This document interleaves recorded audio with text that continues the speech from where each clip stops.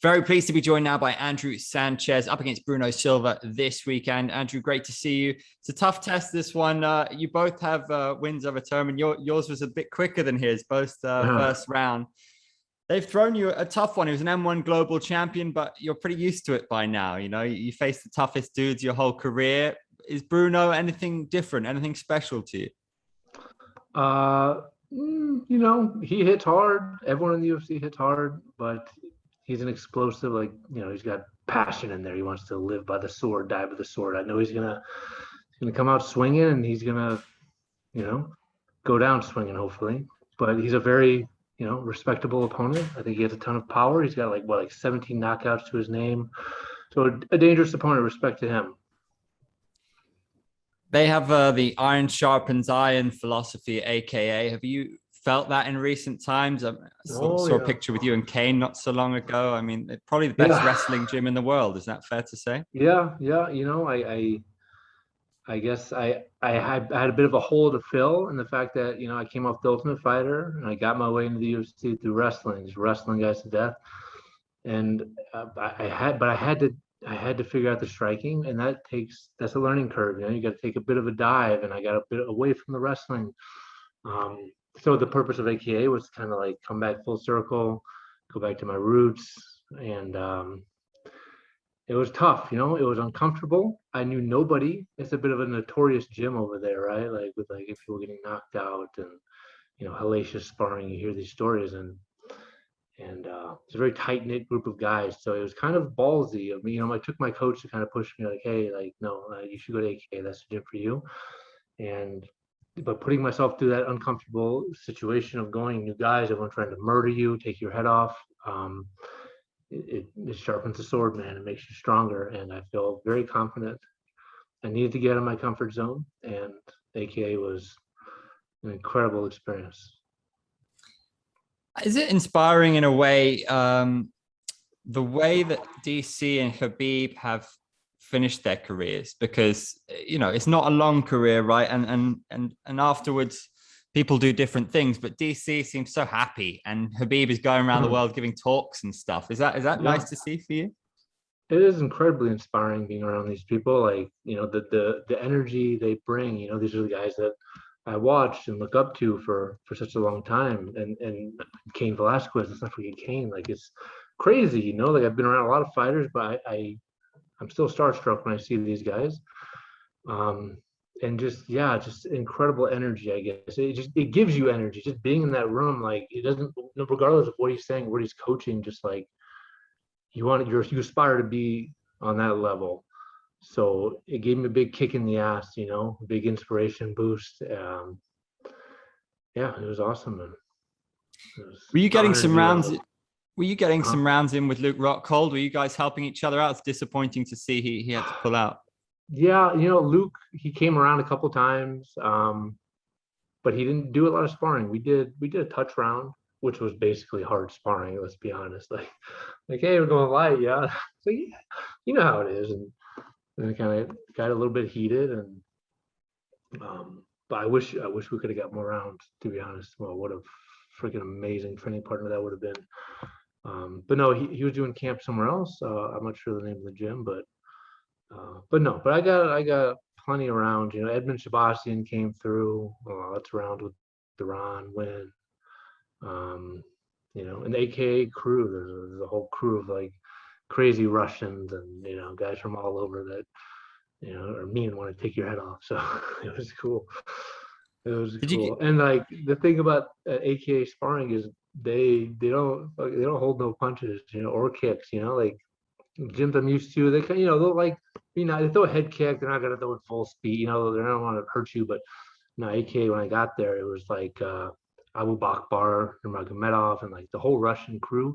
And I watched them spar, and they're throwing full-on front kicks to the face, as hard as they can, full-on ground and pound. It's a fight. It's an all-out fight. And, but that's what we need. That's how we have to prepare. We don't jog for a sprint, right? So, I think it's the boost that I needed. That's really interesting to hear you describe that, because there are different schools of thought, right? I remember John Kavanagh saying that they like to upgrade the software without damaging the hardware. And This is true. some people don't like that. I mean, have you always held that philosophy, or have you kind of adapted it depending on where you're at in your career? I think it's different for everybody. I think when I first started, I was a wrestler and I was like scared to get punched. And my mom's like, don't lose your brain cells. And everyone's like, so I had this fear of like, you know, being concussed and just, it was a scary thing.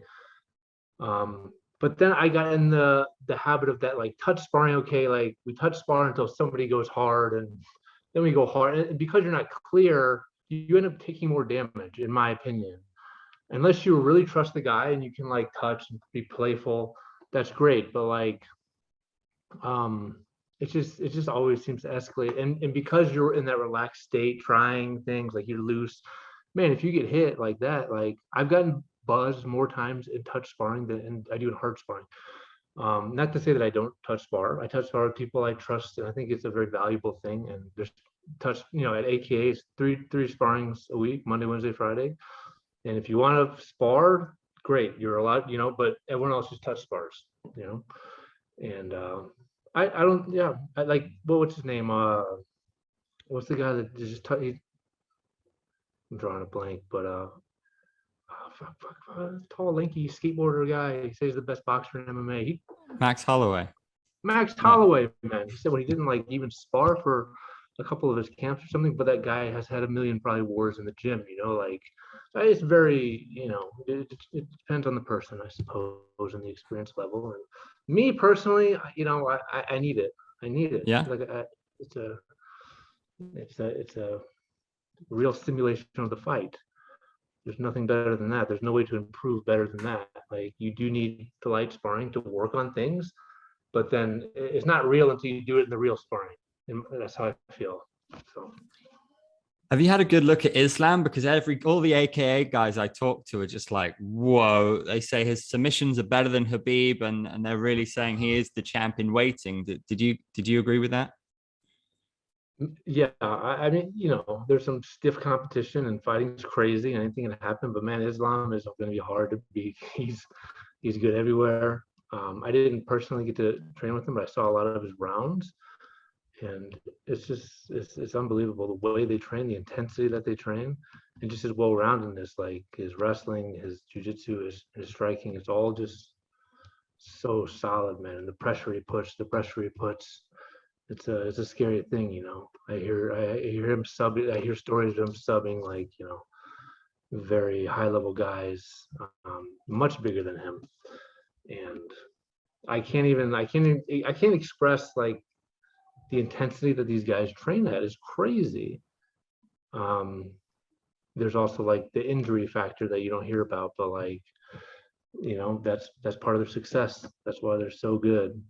It's dangerous to train as hard as they train, in my opinion, but look at the results.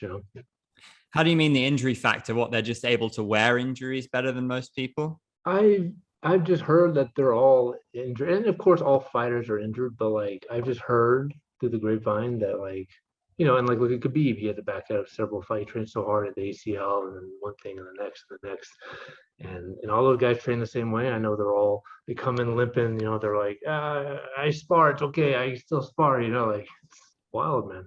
And they do this crazy airdyne conditioning session where it's like it's like for an hour long, just like high intensity airdyne for a minute, and then you're beating the bag, and then you're back to the airdyne. It's crazy, man. It's Yeah, very inspiring. That's famous. I've seen it at AKA Thailand in Phuket. Oh yeah. Are you gonna head out there, do you think, to Phuket ever, to the AKA in Thailand? Is that on your bucket list? That's not crossed my mind, but I've always wanted to go to Thailand, man. Like what a cool country. But yeah, I don't know. I'm gonna go where the fruit's the ripest, like I like what I'm doing here. I've made incredible gains, and until that stops, I don't plan on leaving. How are you feeling are you feeling a little bit reinvigorated now? Do you think, going to AK and everything? What are your kind of plans? Are you just trying to break into the top 15? Mahmoud Muradov, that was kind of short notice. It's always difficult, right? Yeah, I do feel reinvigorated. I have a new sense of confidence, going to a new gym. Like you get used to guys, you get used to your partners, and I kind of forgot how good I was almost. It may sound silly, but I go over there and sparring with the best guys in the world, and it makes me remember, like, oh yeah. As far as my career, like I've been up and down, and thank you to the UFC for, like, believing me enough to give me another chance over and over again. And I really feel like I made the biggest adjustments.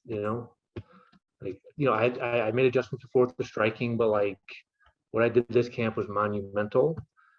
And I think this is my run. This is the chance, and I got to go with it. And I have to prove to the UFC that I belong here. You know what I mean? Like, I know I have a couple fights left in my contract, up and down career.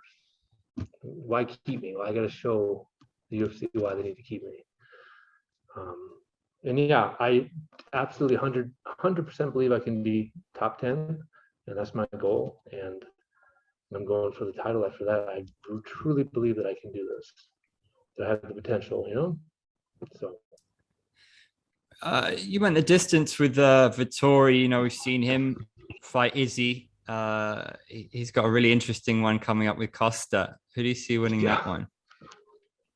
I got Vettori winning it, to be honest. Like I feel like it's going to be two bulls like crashing heads, and Vettori's tough, man. He's not going to fold. He's going to keep coming. He's got a great chin. And Costa, I've kind of seen him.